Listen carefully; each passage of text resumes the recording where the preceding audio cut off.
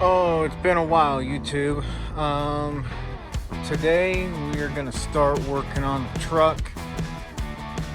Gonna be replacing the radiator and working on the cooling system. I have an SVE radiator going in. Maybe a couple other things. I don't necessarily know how I'm gonna do this video up. If I'm doing everything. I have some new serpentine belt and pulleys and stuff. We'll be working on the brake system as well, but I don't know necessarily how I'm gonna divvy that all up right now. And also, this is probably gonna be more of a vlog style video than a how-to video, but let's get into it. Alright, so first step with the cooling system that I'm gonna do is, I know I have a leak around the thermostat housing, and those are steel bolts going into an aluminum housing going into an aluminum intake manifold. So I'm gonna take the intake tubes off and whatever else while the cooling system is draining, and see if those bolts are gonna give me any fits. That's gonna be that's either gonna be opening up a can of worms if they break, or hopefully they come out. So I'm gonna start with the potentially hardest part of this job. So anyway, and I am gonna be replacing the thermostat, since I'm messing around with that too. So anyway, I will see you in a minute. Alright, so we did have some success. I didn't fully remove these, but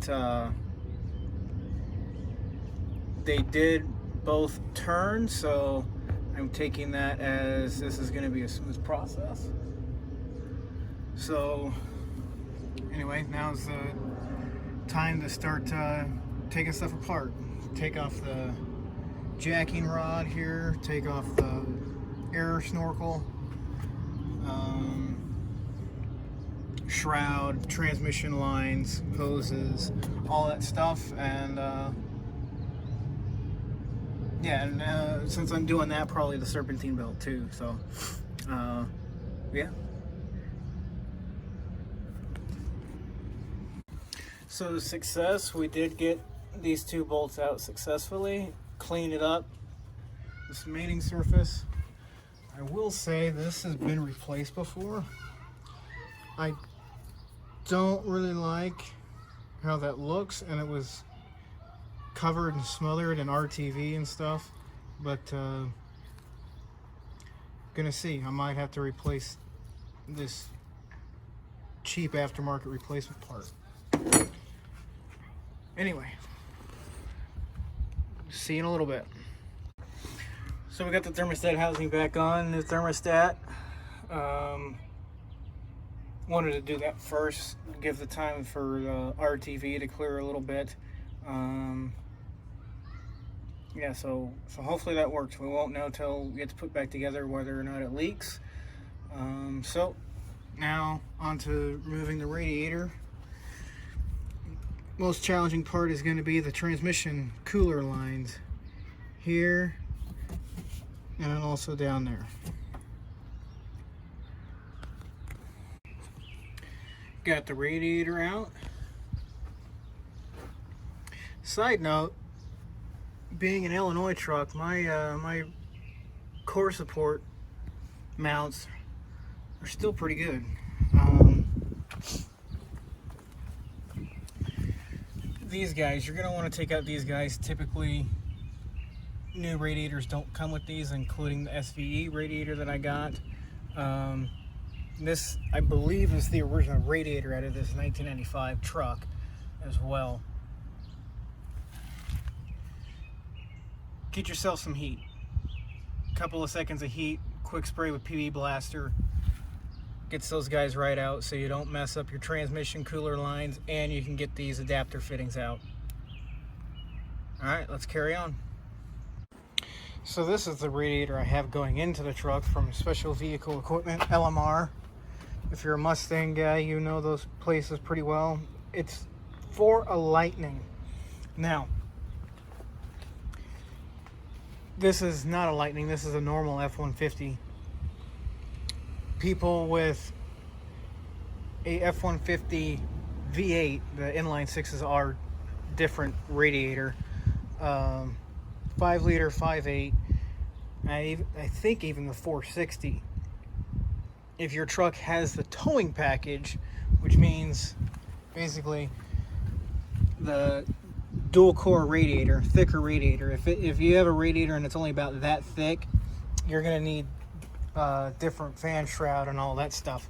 But if your truck comes or came with the heavy duty cooling package and the bigger radiator, that's the same radiator that came in Lightnings from the factory. So this radiator, even though they spec it out to a 93 to 95 Lightning, it will work in at least 92 to 96 F150s with a V8 with the towing package, direct bolt-in. Now, I have had this thing out when I first got it. I got it a little while ago.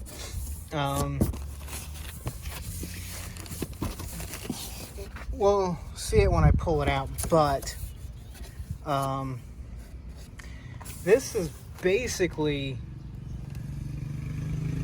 a Champion radiator. Just instead of marked Champion, it's marked SVE. So, say if you look online and see pictures and stuff, I think it's the same manufacturer that also makes the Champion radiators. So, good or bad, I don't know. It's a Chinese radiator that they have slapped their logo on there. So, we'll see. But I think it's like 250 bucks on their website, which is about the same as what a Champion would be, and hopefully it's an American company, so if there is any issues, they'll be easier to deal with versus buying it on eBay or whatever like that, or Rock Auto. So we shall see. This is the radiator out of the box, and if you compare it to a Champion, like I said, you can see it looks like it's from the same overseas manufacturer. Just they got painted SVE, they mark SVE up here. I will say, I mean, there's a couple little that could be sanded. It's rough cut in certain places. They do paint the top here silver. You're gonna have to change some stuff over from your old radiator as usual. The rubber grommets that go here, these guys, like I was saying before, your trans cooler lines, supposedly these just take the trans cooler lines that you have from your old radiator, but you know, you can see there's some overspray and stuff.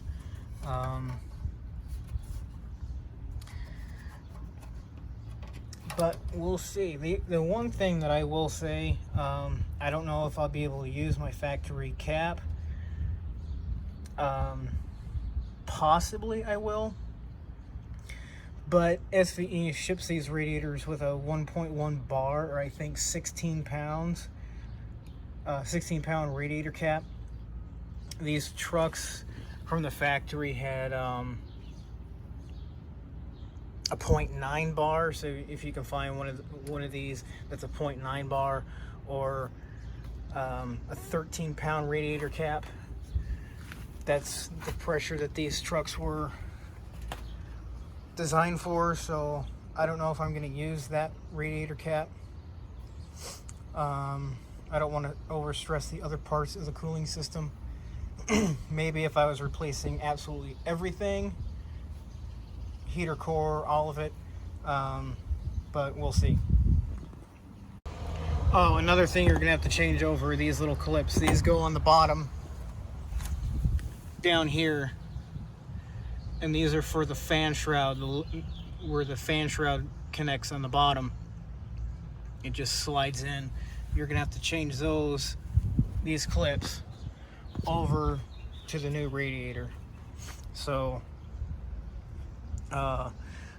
transmission lines, those little clips, and the bushings for the upper mount, the bolts that hold the upper part of the radiator in. Anyway, that's it. Alright, so on these clips, if you do get this radiator, and I assume the Champion radiator as well, these guys, these were in an oval, similar to this hole.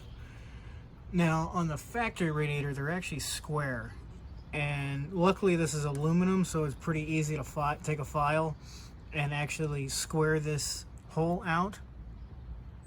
But you're going to need to do that because you need to get this clip not at an angle, right over the top, and then make it a little bit longer to get it started, and then take a screwdriver,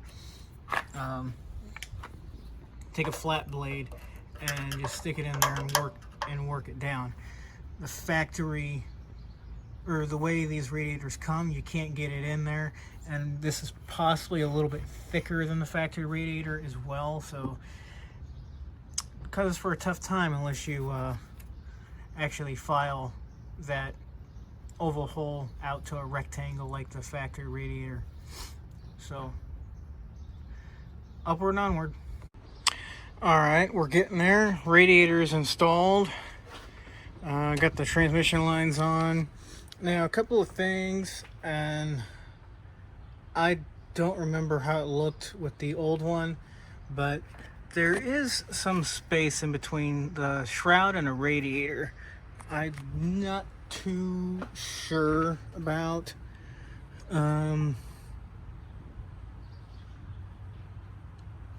But anyway, so I think this one's actually more centered on the tanks. Well, maybe not. Maybe it's the same. I don't know. We'll see. A couple of things. The holes can be a little bit funny. They're not perfect. Again, we're dealing with aftermarket stuff here. The big thing, I was able to get these in, but it does take a little bit of finagling. These holes are ovaled, but they're basically all the way at the end, either way of their adjustment to be able to slide it around. So it's a little tricky, so it's kind of a little tight. But anyway, it is in there. Your shroud is in its spaces down at the bottom. The radiator is in its perches down at the bottom. So anyway, before I throw it all back together, I'm gonna go ahead and replace the tensioner and the idler pulley and put on a new belt, since I'm in here anyway, and the upper radiator hose goes above all of that. So that's what I'm going to be doing next. Alright, so I will be replacing the alternator here shortly, but I don't have it yet. I want to get a 130 amp alternator, but I have a new Motorcraft tensioner pulley, a new Motorcraft idler pulley. Now this is the metal one, which technically isn't supposed to work, but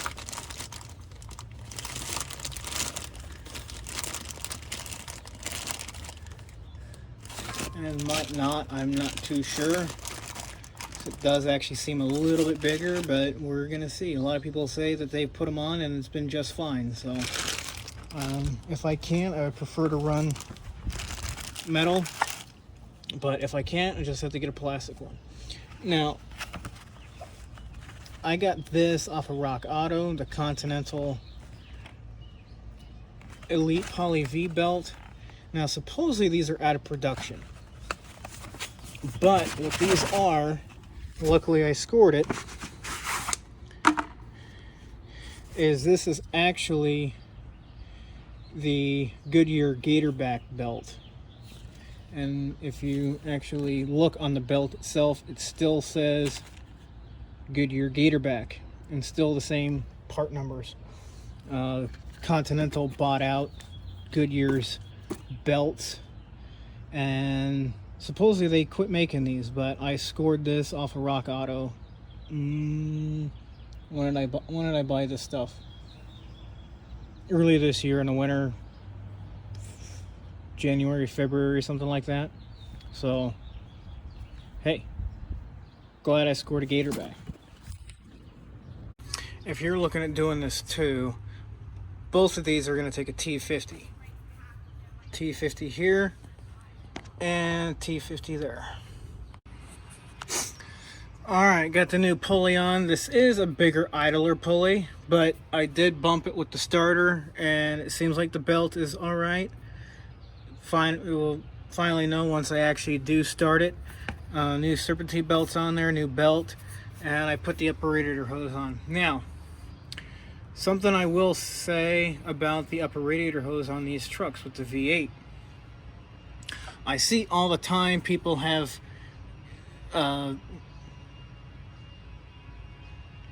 wire or tape or whatever. They tape this hose up to the air intake hose. They don't know what they're doing. Alright, you see how this hose is statically sitting up in the air by itself? Now once it warms up it might settle down a little bit, but yeah, commonly this will sink down and hit this belt. That's what they're trying to do, is to keep it from hitting the belt. Now actually I don't think this will even hit the belt, because if it does settle down it's going to hit the fan first. But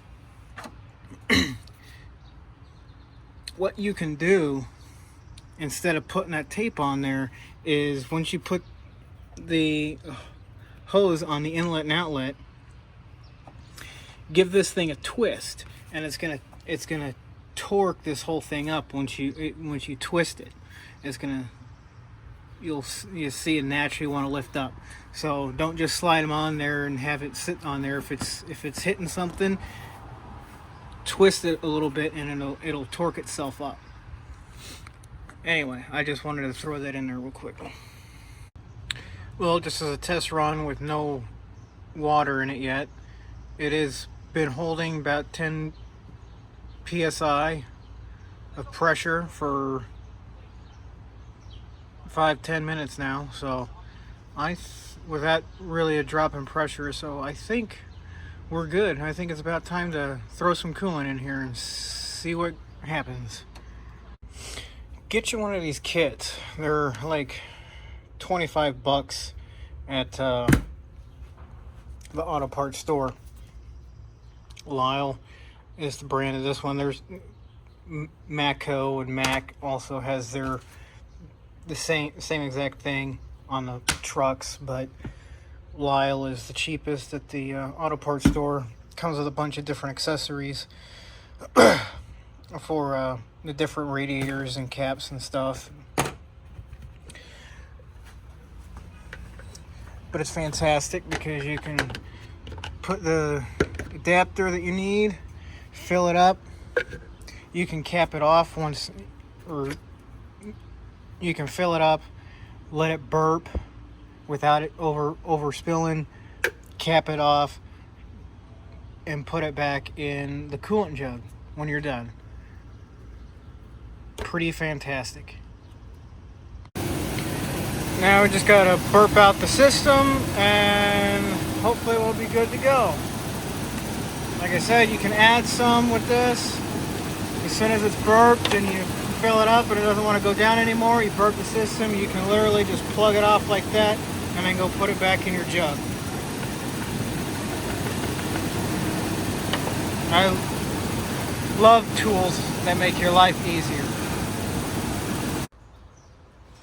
Alright, I think we're all done. There is a little bit of bubbling coming up. I don't know, might need to still work itself out, but I got most of the bubbles out. Otherwise, I don't know. Don't really want to think about that. So again, with this thing, once you're done, you can cap it off, and the other thing you can do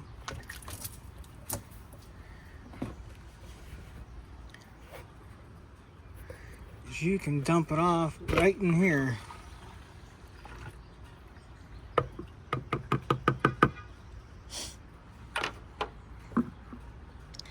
A little bit more of a mess, but than what I was anticipating, but there you go. You can top that off a little bit and it'll be good to go.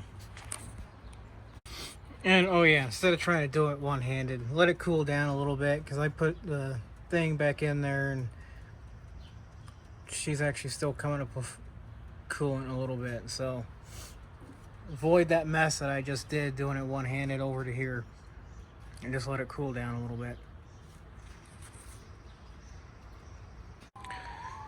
Well, it's the next day. Got it all back together. Took it on the freeway today, going a couple places. Went held 80 miles an hour down the road and didn't get hot. So, and I don't see any leaking so far. So I would say this was a good buy. Obviously have to put some miles on it to see how long this radiator will last, but so far so good. Anyway, till next time. Oh, and also on a side note, I did use my original Motorcraft radiator cap. It does seem to be working just fine, so I'm gonna run with it. It will hold pressure. It does pull from the radiator overflow like it's supposed to. So taking it, you can use the original radiator cap with this. So just thought I'd throw that in there in case you're looking at buying the SVE. I'm gonna call it the SVE / Champion radiator. Anyway, talk to you later.